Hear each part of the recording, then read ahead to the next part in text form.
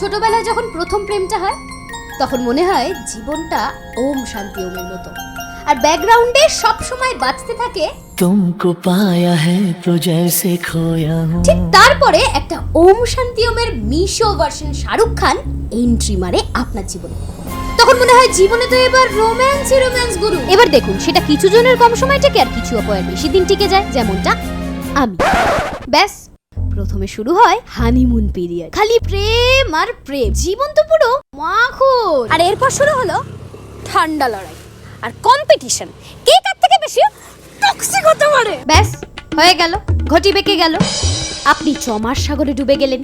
চলে এলো depression, anxiety, trust issue, commitment issue, এসব হতে হতে ফাইনালি দীর্ঘদিন যাবৎ সিঙ্গেল থাকার পর আপনার জীবনটা যখন আবারও সুখের কাটতে শুরু করলো, ঠিক সেই সময় হুট করে আবারও একটা মানুষ এলো। চারিদিকে কেমন প্রেম প্রেম অবস্থা, আর আপনি প্রেমের জালে এই ফাঁসেন কি সেই ফাঁসেন।